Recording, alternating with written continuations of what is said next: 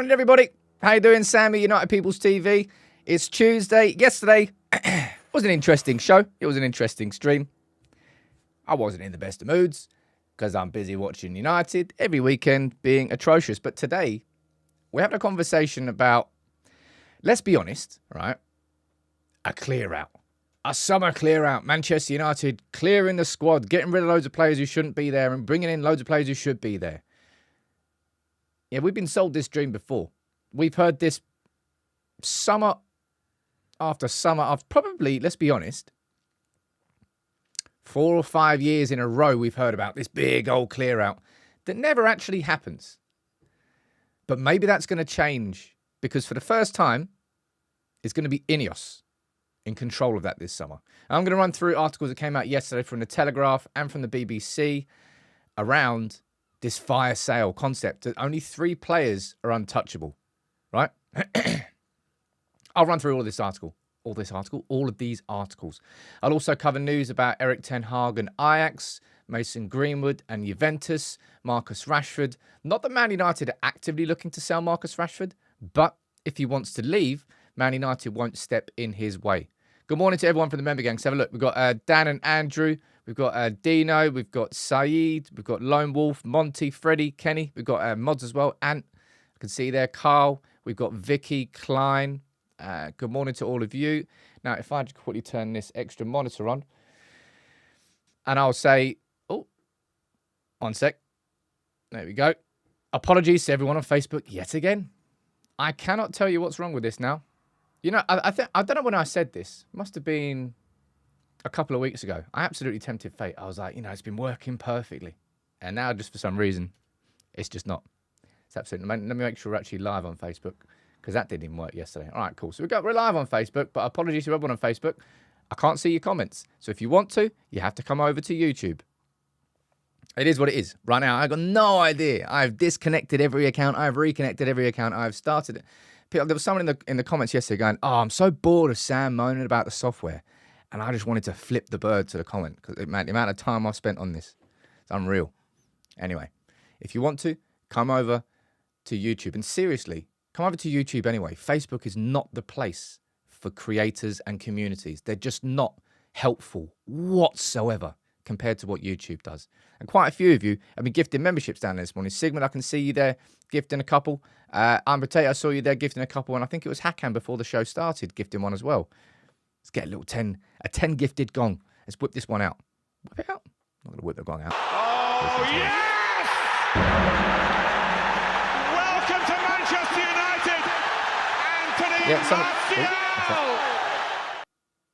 Somebody down there, it might not be me. I'm not abandoning Facebook. There's a huge community on there, but it is so not helpful for what a community should be. YouTube is the place for it. Ramen, it's nowhere near as easy as, I'll just switch to Twitch. Dude, there is a community of over 2 million people on that Facebook page that I have built over the last 10 or so years. All right? So I'm not leaving that. It's nowhere near as simple as that. Now, let's speak about the video I did yesterday. I ran through a list, all right? Now, I'm not saying that this is an exhaustive list because it's not. I think there should be far more than 5 players leaving Manchester United this summer, all right? But I put it in a priority list of players that I think should be leaving. Now, you can go and watch that yesterday, and there were a lot of people angry in the comments, naturally. I think everybody's lists are going to be different. But I spoke about Casemiro, I spoke about Jadon Sancho, I spoke about Rafa Varane, I spoke about Lindelof. You can go and have a look at that. And then following on from that, we get this from James Ducker. And my immediate reaction to this was probably the same as you. Like, yeah, I've heard this before. Because we have heard this before, right? We have heard... I'm trying to think of when we first really heard of it. It was probably the year after Moyes, realistically. We probably heard since like 2015 ish that there's going to be a clear out at Manchester United. And the summer's never really delivered the clear out to the level that we would consider a genuine clear out. Now, this could change this summer because for the first time, the people in control at Manchester United of our football club, football operations, whatever you want to call the split, you do you, all right? Don't have a go at me for how I'm saying things. But Ratcliffe, Brailsford and INEOS are in total control of every single footballing decision at our club. And that is a significant change. That is the most significant change in ownership since 2005. Right? And you're down there saying prepared to sell doesn't mean we can sell. Of course, that's part of it. When it comes to selling players, you have to want to sell the player. There has to be a club that wants to buy said player, and also the player has to want to leave. We saw with Harry Maguire last summer. He didn't want to leave, so he didn't leave. But I'm going to run through this article here. Oh, who's that? Robert, thank you very much, dude. Gifting 10 memberships. Well done. I'm going to have to bring out the gong again. I need to have a shave. Oh, yes! Welcome to Manchester United, Anthony Martial! I'm going to enjoy this conversation. Vicky, you're asking down there, Sam, do you think it could be lazy journalism, as it's been said so many seasons before? A little like players don't like training? I mean, of course, you could say that. Now, this has come from James Ducker, from The Telegraph, and from Simon Stone, from the BBC.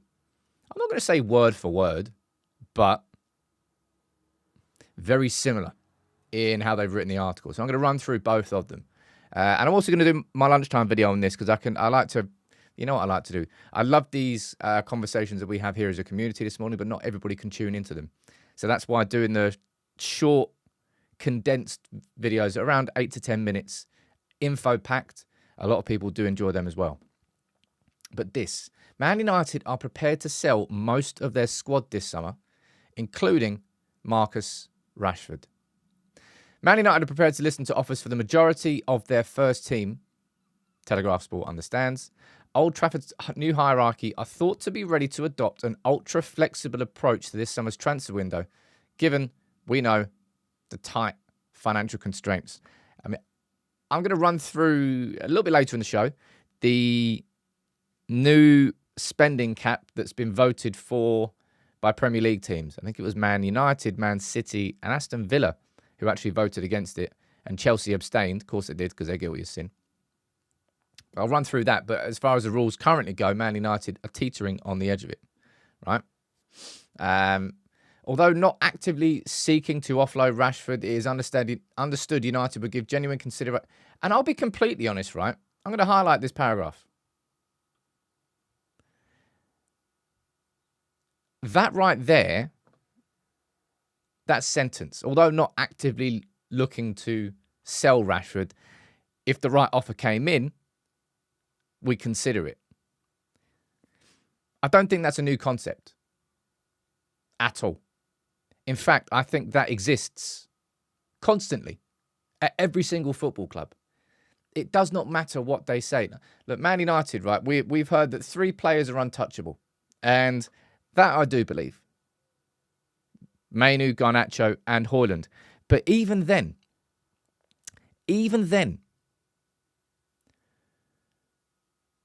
if Real Madrid came tomorrow and offered Man United 150 million for Rasmus Højlund,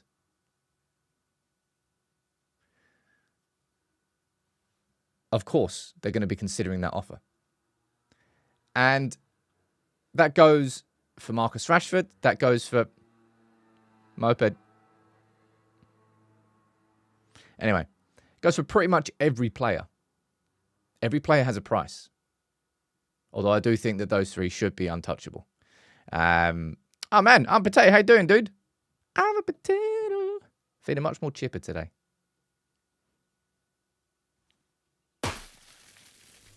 Nearly. Talent for Garnacho! Oh, wow! Oh, wow!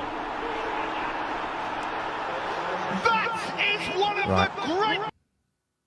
I'm going to get this software fixed again. I wish it just work, please. I've got so much work to do on a daily basis, so much news to cover. Please just work. I've got way more things that I need to be spending my time on. But yeah, just that concept. I think United would listen to an offer. One second, I've got to close the window. It's hot in here, but I can't hear anything with that window open. What was I saying down there? United are believed to be prioritising the recruitment of a striker, centre mid, right-sided centre half. Well, you know what I think about that. We need 2 centre backs, for sure. We need at least 1 central midfielder. Probably need a creative winger. I'm going to go down here and see what you're saying in the comments, right? Let's leave this up here. Just that photo there. Jason, that's a comment I agree with, all right? Been seeing that there's 3 untouchables. That it's Højlund, that it's Manu, and it's Garnacho. I think Bruno Fernandes is untouchable. Now, I know that not every United fan agrees with that. But I've said this so many times before. I'm going to have one of the little mini documentaries coming out on Bruno Fernandes in the next couple of weeks. Hopefully next week. Bruno's completely untouchable right now in this team. Next season, absolutely untouchable. I'll pass that point. You're then going to run into a conversation and a question about: Are you going to be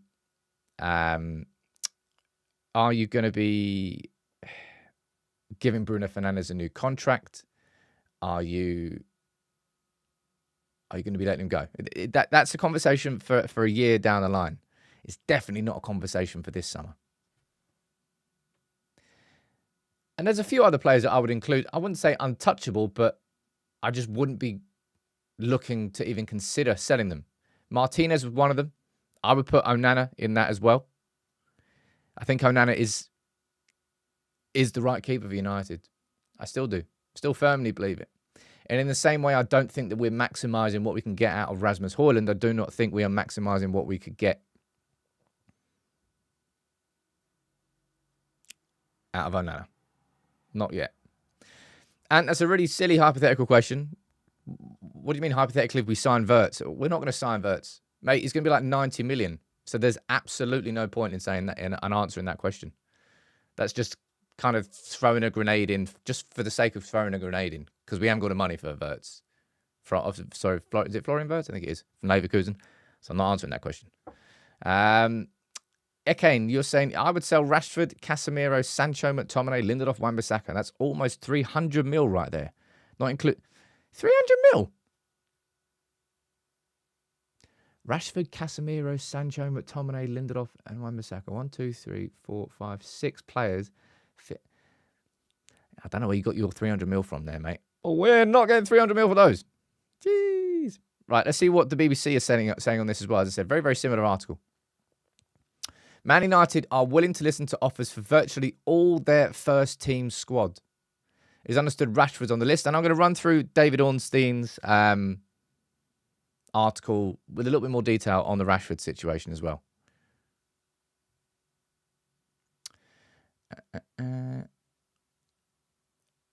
PSG, of course, has been linked. And I think I've maintained this for quite a while. I think I first said it when I was on the Ripple Effect with James. I just kind of, I felt that,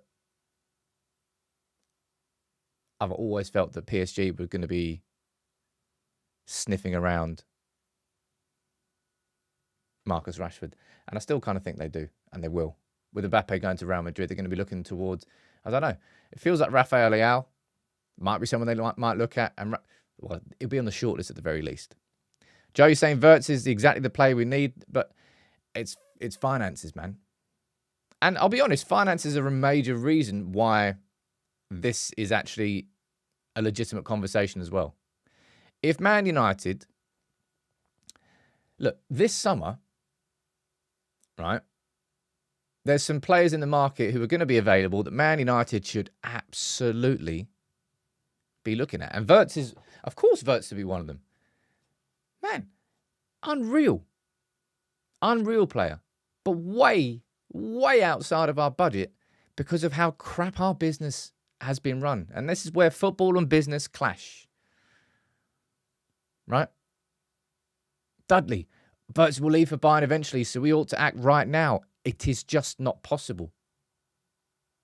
Financially, it is just... You know what? There's a house across the road I really like. There's not, but if there was. It's 1.5 mil, but I need to go all out to get that house. I haven't got the money. No chance of me getting the money, but I want that. It's just not possible. Why waste your time? So there's no point having a conversation about Virts. When it comes to our spending this summer, it's massively going to be propped up. Massively by sales. So, and we thought this last summer, and it was kind of, well, it wasn't really the case last summer because we bought on the credit card.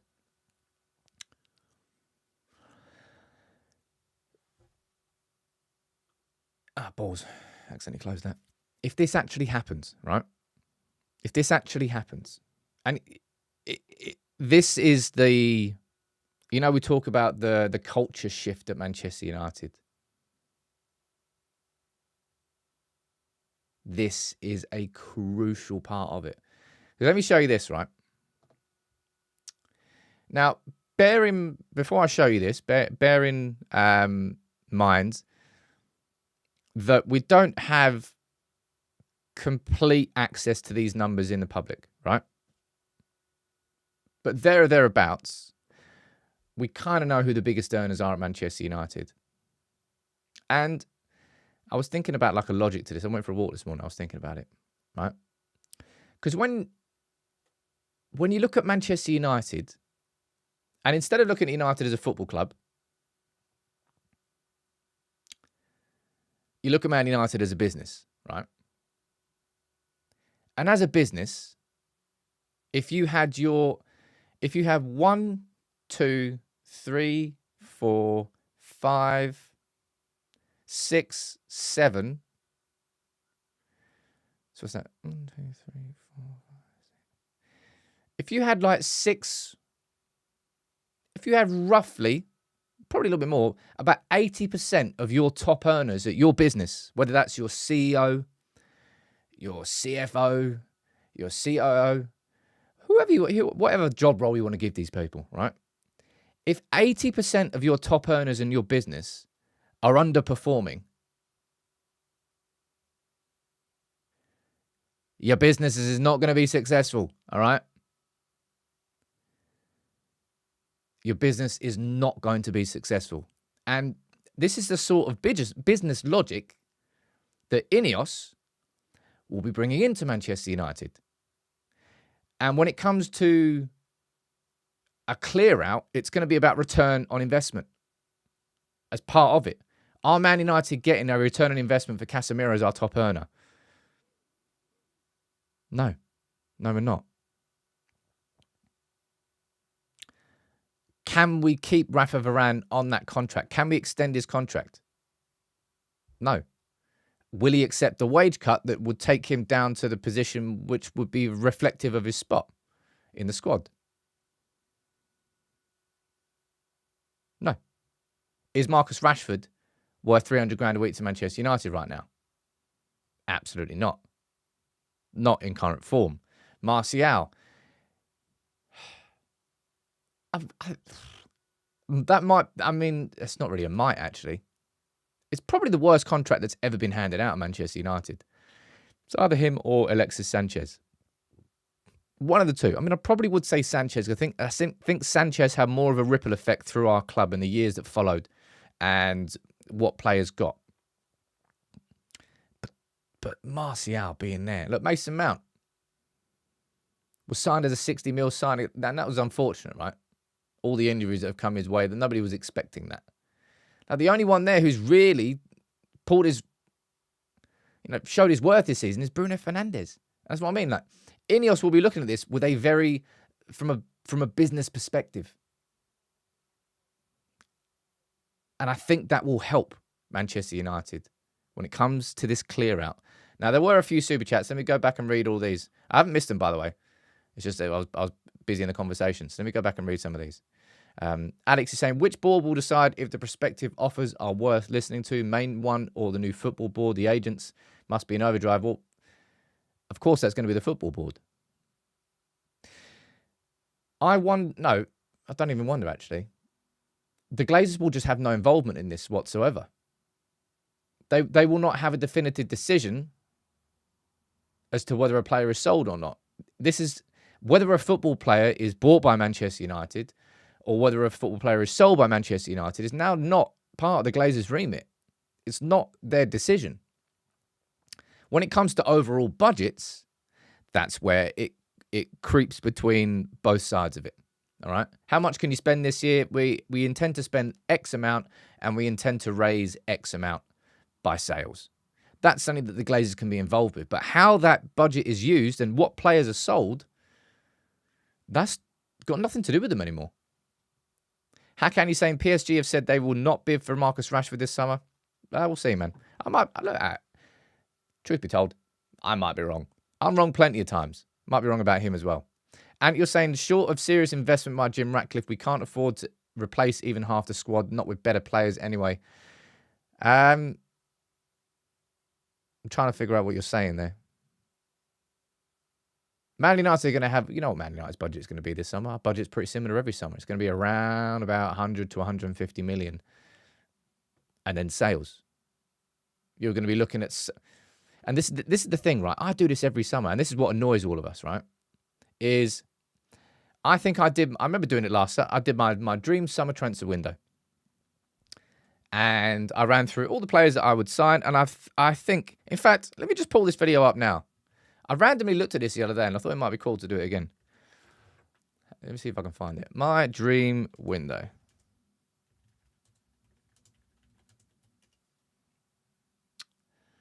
Mm, 2023. My perfect Man United summer transfer window. Look at this. Ooh.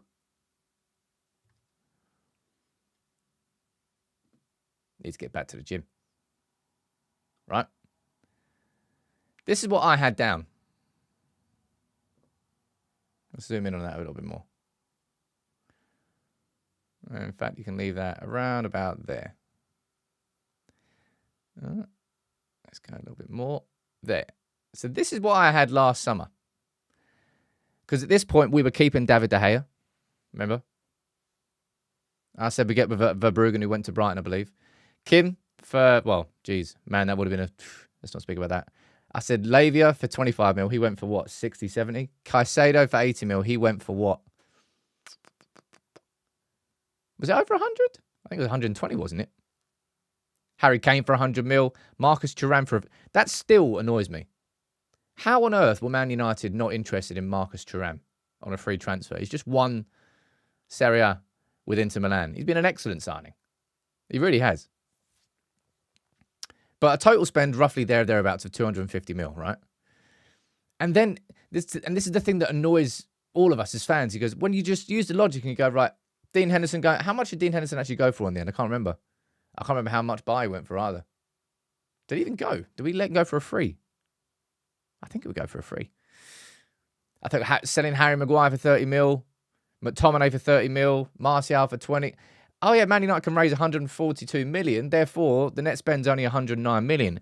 And every time you do this as a fan, every time you do this as a fan, it just looks so logical. And this is, I think Bailly went for a free, didn't he?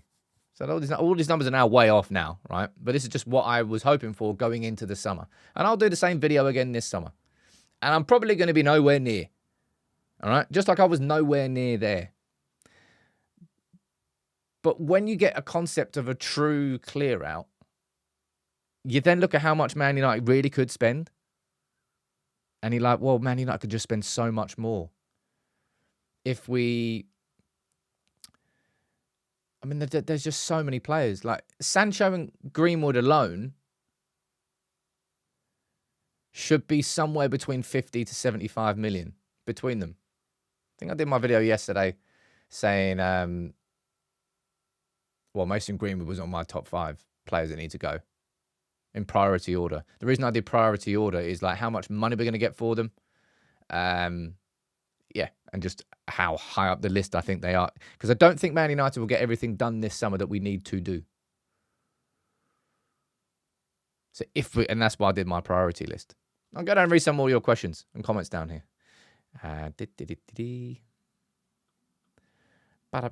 Super chat there from Joe. What are you saying? He's saying you would get rid of... It's a long comment.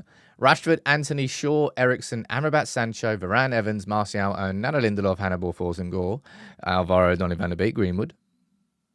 So 1, 2, 3, 4, 5, 6, 7, 8, 9, 10, 11, 12, 13, 14, 15, 16, 17. It seems unlikely. It seems impossible. That amount of clear out is just... You can't do that in one summer. Imagine doing that in one summer and people are talking about getting a new manager as well. So Man United in one summer, one 5-month period, we're going to get a new CEO, a new sporting director, a new technical director, a new manager. We're going to sell 17 players and we're going to sign 10. Woo. Seems unlikely. And that's what I mean about the priorities. When you get it down to your priority list, and we would love to all get it done in one summer, but the reality is it's unlikely.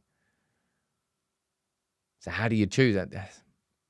Man, make sure you subscribe to United People's TV. I thought last summer was mad. Do you remember?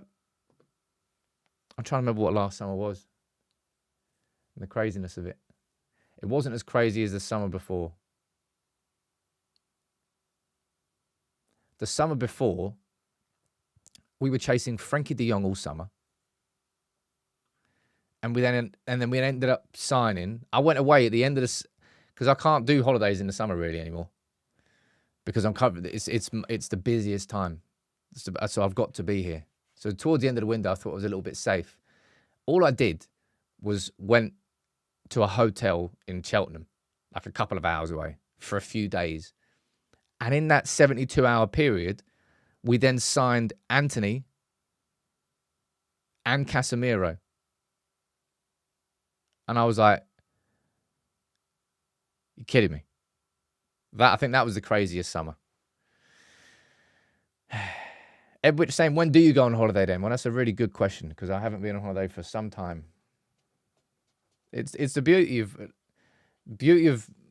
it's not the beauty actually, but that's what you get for building a community like this. News never sleeps. News never stops. And it's wonderful, but to run your own stuff in life, you have to be willing to give up working a 40-hour week to work an 80-hour week. It's just the truth. I love what I do. I would never, ever trade it in for anything else. But yeah, yeah, Morocco was the last time. I think I went to Morocco in April. I think it was April. Thereabouts. Yeah, I might do something during the Euros. Maybe. We'll see. We'll see. But just this concept that United finally can actually do a genuine clear out is extremely exciting. And I just hope it's not lip service again. And the fact that we've got, as I said, what is changed this time is the fact that we have got Ratcliffe, we have got Brailsford, we have got INEOS who are actually making these decisions. And this is a crucial one. I said at the start, and we'll end this conversation now. This is such a crucial thing when it comes to the culture of this club.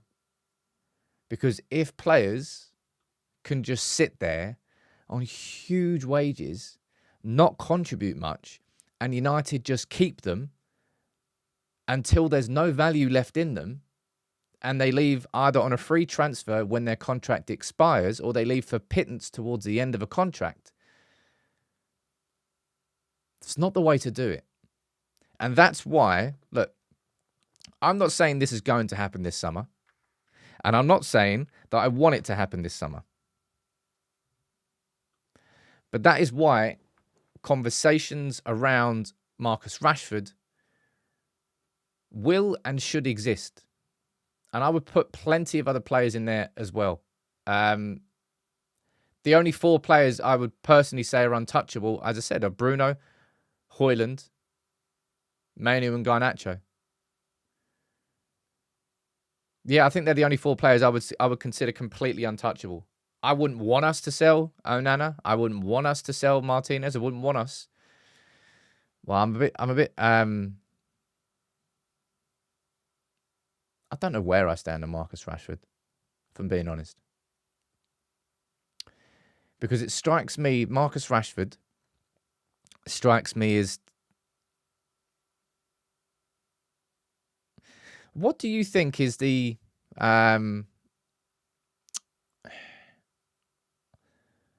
what do you think is the price that would bring Manchester United to the table?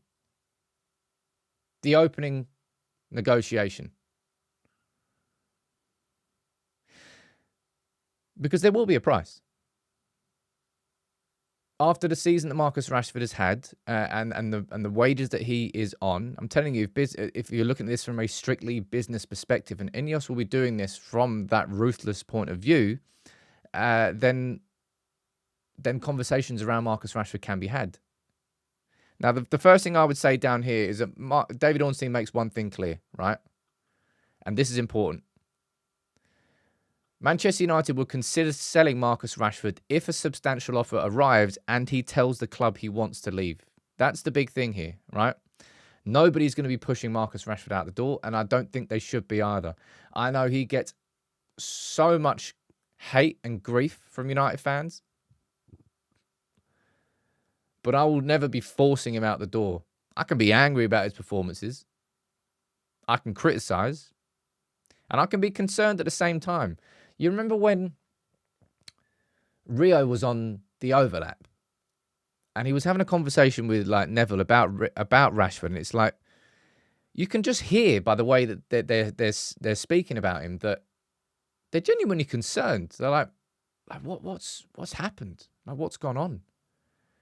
And then Rashford's brother took to Instagram and said, basically calling them snakes for going behind his back. You can always pick up the phone. You didn't have to do this in public. It's clickbait. It's this, it's that. And I'm thinking, man, they're just having a conversation about it, man. I'm going to go up and see what you're saying in the comments here. Like, what price do you think would bring Manchester United to the table when it comes to Rashford? From whatever club comes in. Carl, you're saying 120 mil? Yeah. I don't think that's going to be an opening offer from anybody for any player, ever, really. John, you're saying 100 mil. Riandro, you're saying 75 to 80. Brian, you're saying 80. Robert, you're saying 85. Pranay, you're saying 90 mil. 75 million. I don't know the price. I imagine like an opening offer, probably 75 million. Bear in mind that's Man United have. Well, Marcus Rashford's just signed a new contract. He's 26. Like, his value is we're as protected with Marcus Rashford as we have ever been with any player in terms of his age, in terms of you might say that his form's gone completely, and it absolutely has. I'd have absolutely no doubt that if Marcus Rashford left Manchester United, that he would shine. And that's something that we would have to deal with. I think we've all of us Man United got scarred by losing Paul Pogba on a free transfer so badly that we are still reeling from a club culture where we overpay for players and overpay on wages. And we try to protect that with, like, Ed Woodward was the worst at it. The absolute worst at it. And we are still reeling from that culture. Yeah, man. Twice we lost Paul Pogba for free. But that was such a damaging transfer for how we operated in the years that followed. And because Ed Woodward was so scared. Now, I can't possibly lose another player on a free transfer. Martial, you're getting a 5-year, £250,000 a week deal. Phil Jones, you're even getting a new contract. I don't care. What do you mean you can't play football? Yeah, cool, it's fine. Jonathan, you're saying this culture will surely go. That culture will surely. That culture will surely go now. I mean, it has to. It has to. And you know what feeds into part of this as well, right? This. It's all about, call it foresight if you want to call it foresight. Just understanding what is coming ahead. That train that's coming straight towards you. Profit and sustainability rules were brought in a couple of years ago to replace FFP. And now, profit and sustainability rules in the Premier League are going to be changed again. You've seen Everton with points reductions. Well, yeah, they've breached it. Nottingham Forest have breached it. Leicester have breached it. And this happened yesterday. Now, I'm going to be covering this in a much bigger and more detailed video tomorrow. I'm going to cover this idea of the clear out first, and I'll cover this tomorrow. But this is a big, big thing, right? To put it simply, spending cap, okay? The concept of this spending cap, is what did the team who finished 20th in the Premier League, what did they earn from TV revenue last season? So I think the example here I'm about to show you will show you Southampton, which, go down here, see if it's got it written here. I know it's around about 104 million. There you go, look. Official Premier League figures for last season show that bottom club Southampton were paid 104 million in TV money. So this is what the spending cap is going to be based around, the concept of it, which has been voted in, right? It's now going to go towards the annual general meeting, AGM. And if that then gets voted and ratified, then I think it could come in for the 25-26 season. So if that's the case, this is what it could look like, right? And this is the most important number in all of this, right? 4.5. That's the multiplier, which there's been reports that it could be 4, it could be 4.5, it could be 5, and it's going to be 5, well, whatever times that number. What did the team who finished last, what did they earn in TV revenue? We're going to times that number by 4, 4.5, 5 times. And therefore, that's going to be the limit that everybody could spend. So if that was the case,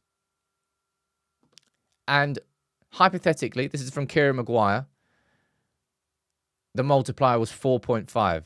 That means that Chelsea have overspent. They need to cut. They're in breach of it. Man City have overspent. They need to cut. They're in breach of it. Man United and Liverpool right on the edge. Now, what this cost is overall, right, is how much you spent on transfers, how much you owe in amortized transfers, your squad cost, your salaries, and you'll see the point I'm trying to get at here. All of this feeds into it. And the concept is to make your squad a sustainable place. A lot of this is unsustainable, right? A lot of this is unsustainable. That's why these big earners are in more danger of being cleared out by INEOS, because not only does it give Man United more money this summer, but it also prepares Manchester United for what is coming up next. And if this spending cap does indeed come in, then Man United, a big way of doing it, is removing your biggest earners. Well, the earners that don't deserve to be there. Carl, you're saying, no, Sam, the point of this is to make the league more competitive. The PSR rules about sustainability, what, dude, they both feed into each other. I'm pretty sure that this would replace the PSR rules. And of course, you've got the UEFA rules anyway, which is a squad cost. You know, this year you can spend 90% of your revenue on the overall cost of your squad, and that'll drop to 80%. That'll drop to 70%. Either way, this could be a significant thing. Now, there was 3 clubs that voted against it. And it was Man United, Man City, and interestingly, Villa, which might just be a show of their ambition. Villa have got very rich owners, by the way. That's probably why they vote against it. Because they feel that why am I going to be blocked from my own ambition? Because the concept is to remove that gap between the teams that come up and the teams at the very top. It tries to, I suppose, it tries to put a little bit of an anchor on the teams who are richest at the very, very top, so that they can't just spend whatever they want, to try and close that gap. And although Man United voted against this, I don't necessarily think it would be a drastically terrible thing for our club. Maybe it would be because, say, for example, 4.5 times 104 mil means the limit's going to be around about 450 million, which is around about 150 million short of our overall revenue as a business. I think it was about 600 million, 650 mil. It's a really interesting one. But all of this ties into the point that I'm trying to make here as to why this is far more likely this summer than it ever has been for the last 5 years. The last 5 years, we've all wanted it to happen. But I think this summer, it genuinely needs to happen. And I thought that was a little bit of a case last summer, if I'm being honest. But now there's external forces. Now there's concept of a spending gap. Now Man United are really right on the edge of breaching PSR rules.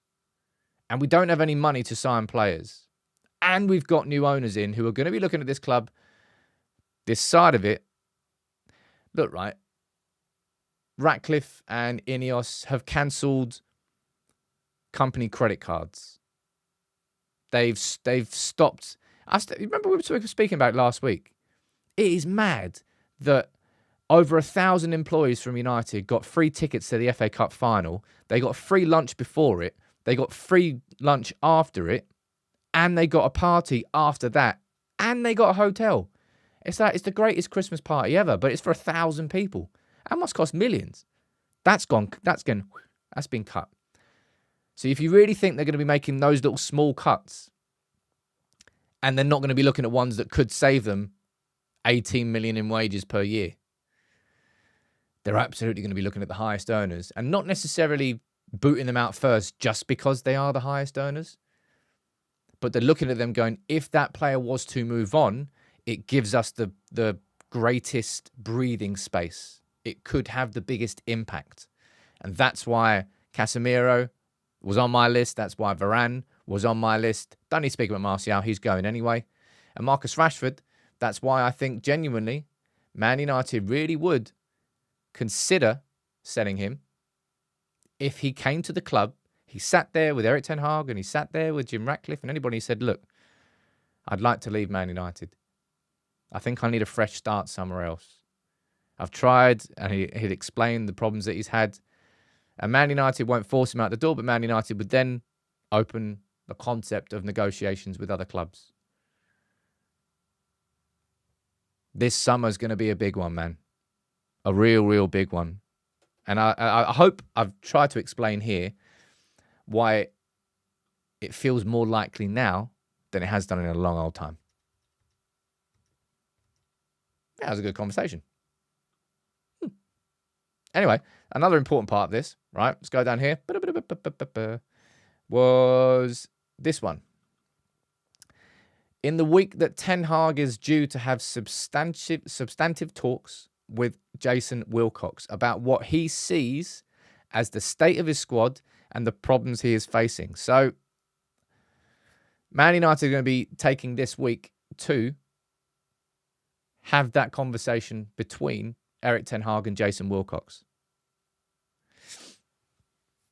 Yeah, Vicky, I know it has been said before, but as I've just explained there, it feels like there's far more logic from a lot more perspective, like business perspective, impending rule change perspective, Manchester United's bottom line perspective, INEOS coming in and clearing the books and getting everything in order. Just all these things that are there this summer that haven't been there in previous summers. That's the point I'm trying to get at. I'm going to go and read some of your comments out down here. Let me see if I missed any super chats. Alex is saying, swap Ben Yedder for Martial. How old's Ben Yedder now? Is he still playing? Was he at Monaco? Can't remember if he still plays at Monaco. And you're saying, love Rashford, but he's got to go for his own career and his mental health. Yeah, he seems like he's in a really bad place this season. Richie saying, I'd love to be a fly on that wall. Yeah, well, look, 33, he's still at Monaco. Yeah. I'll do a video on there are some decent free agents around this summer. That's for sure. But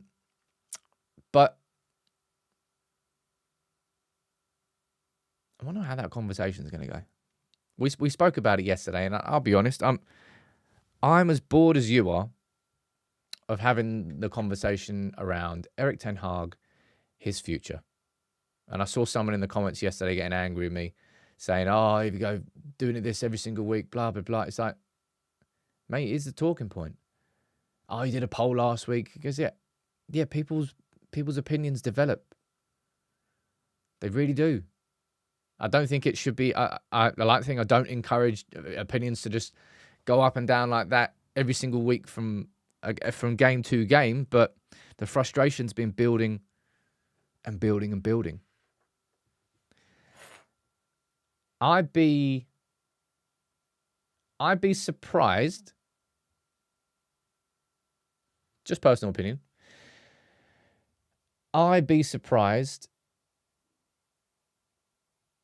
if Wilcox, Barada, and Ashworth, and Ratcliffe, if they hadn't already decided on this is how we want Manchester United to play football.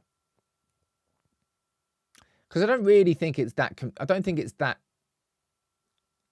difficult a conversation. I don't know whether they would point towards another manager in Europe and go, well, not necessarily. You wouldn't show Erik ten Hag this, but internally in their little WhatsApp meeting, United board, whatever the WhatsApp group's called. I don't think they're going to be sitting there going, no, we need to do more research into figuring out how we want United to play. I think it's quite straightforward. I ran through my sort of tick list of what I'd like to see United do. I want United to be able to bait the press.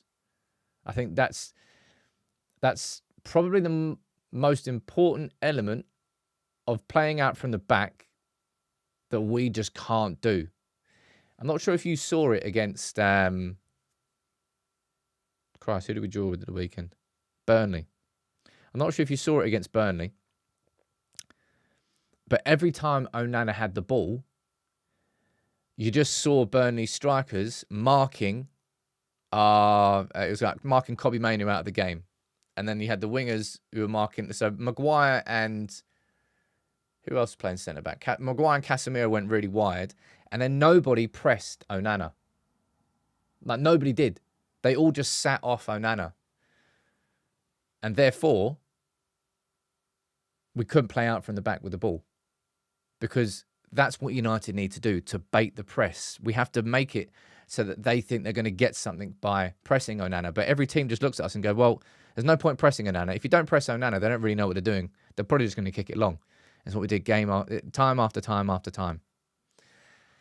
Joe, you just sent in the longest comment I've ever seen in my entire life. What's it saying?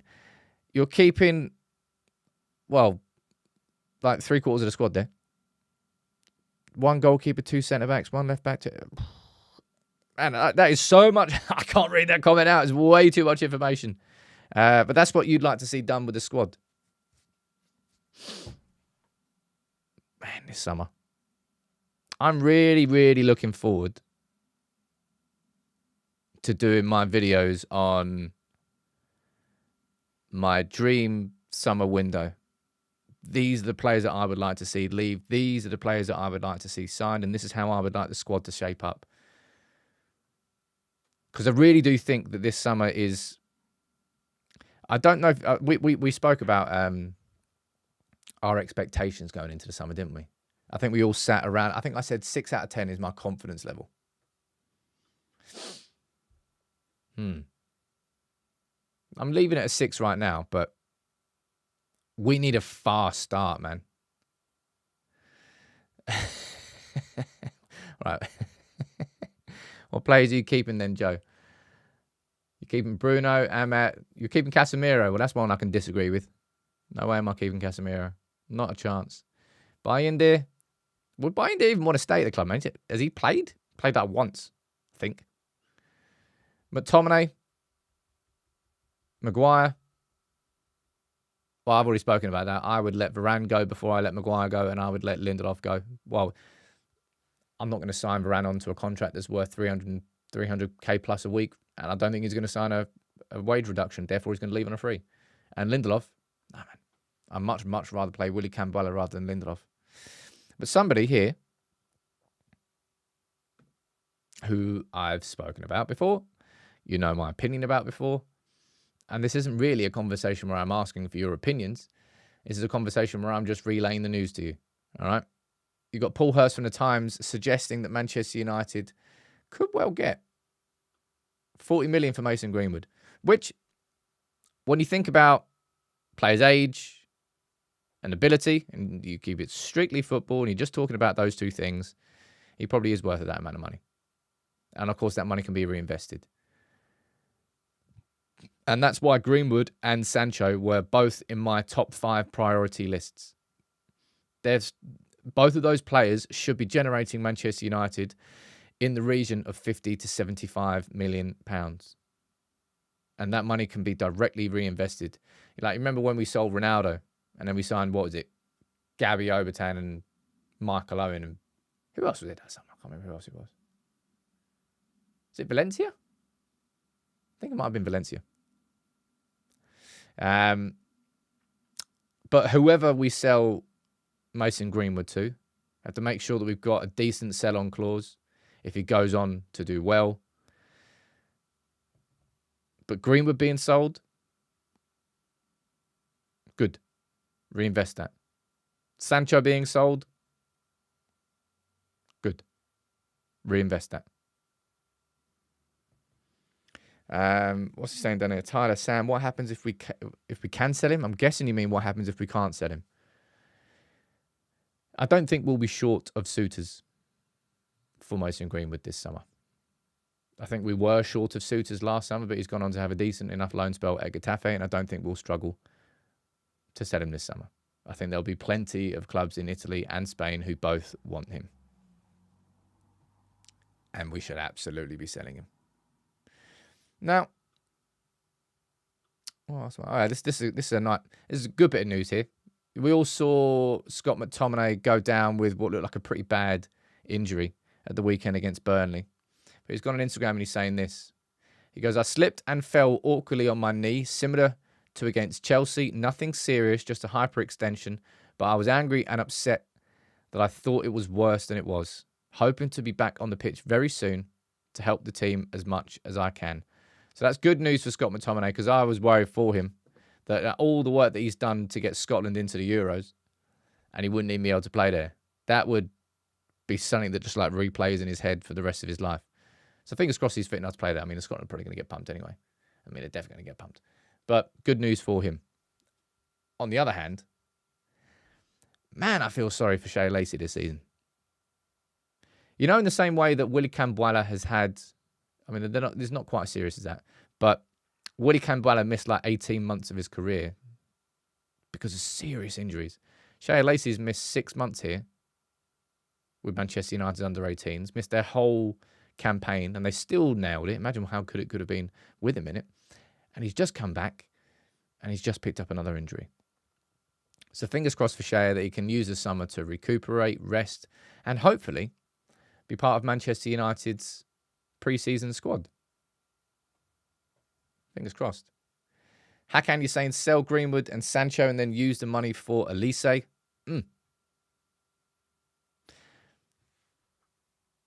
Whether it's Elise or somebody else, I think the profile of a winger that Manchester United are missing in this current squad is a winger whose main priority is to get his head up and to find the striker in the middle of the box. By any means. Cutting to the outside, whipping one in on his left foot. Cutting down the wing, swinging in across with his right foot. An early cross, a 1-2, whatever it is.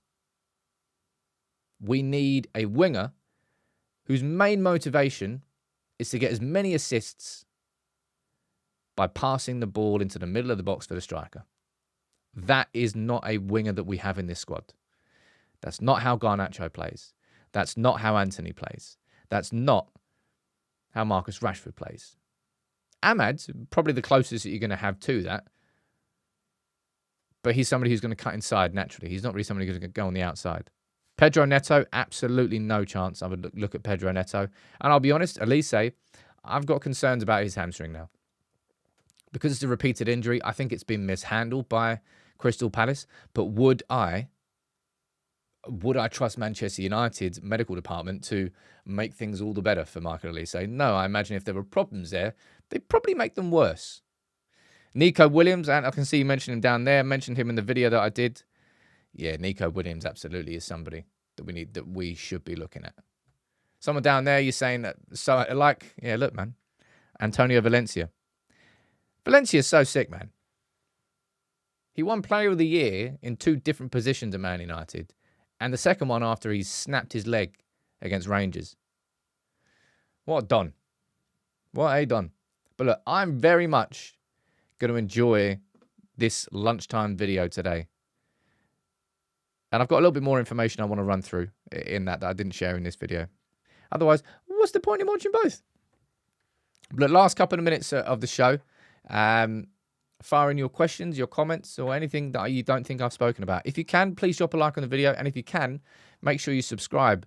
We're just over 400 away from the big 400k, which is wicked, man. We'll do a little giveaway. What have I got to give away? I've got some goodies somewhere. I've got some goodies. But if you can, make sure you do subscribe, and we can hopefully hit that by Friday, and we can have a good time. Let me see what he's saying down here. Doesn't Williams have a 48? I don't know what Nico Williams' release clause is. Bakayoko is another winger like that, but we need somebody, as I mean, like a proper creative winger. Just somebody whose main focus is on beating a man and getting a ball in the box. We've got our individualistic wingers, and every winger has a purpose. Like we've got Garnacho, who is a heads down sort of winger. It's not as if he can't get. Look, he got an assist against Sheffield like for Harry Maguire, so he can do that. People, don't be talking to me about Pellistri again. Nah. You know, I would probably put Pellistri in the same sort of category as Donny van der Beek. You know, when Donny van der Beek wasn't getting any opportunities, and people were like, oh, man, Van der Beek is the answer. And then Van der Beek got opportunities. And I was like, is it really? No. I think it's a little bit unfair to put Pellistri in the exact same category as him. But I think Pellistri is probably somebody in a similar sort of vein that people think is the answer. And it's the answer. And he had some opportunities. Didn't have many opportunities, but I don't think Pellistri is the answer. Danny, you're saying, how's the recovery? Mate, it's slow. I'll be honest, that's kind of half the reason I was pissed off yesterday. I've spent a lot. I had this surgery now on 14th of Feb. So we're coming up to 3 months. And I still can't walk with all my weight on my foot. Like, the scale of the surgery is insane. Like, they reconnect. They break your heel. They break your foot. They switch your tendons. They break all your toes. It's like 7 operations at once. It takes so long. And I'm somebody who likes to be active, but I've been stuck inside for so long. And United have been crap that whole time. Which has not helped my mood. But I'm starting to get a bit more active now, and I need it. And it's starting to get warm outside as well. Don't really mind sitting indoors in the winter. I feel good about the idea of a genuine clear out. And I think there's more likeliness of it happening this summer than ever before at United. I'm going to wrap up the show for today. I'm going to smash this software. See if that fixes it. Maybe turn it off and on again. But thank you all for tuning in. As I said, drop a like on the video. I'll be here tomorrow morning as always. And I'll be here at lunchtime today with my lunchtime video. Take it easy, everyone. Thanks for all your support. Speak to you soon.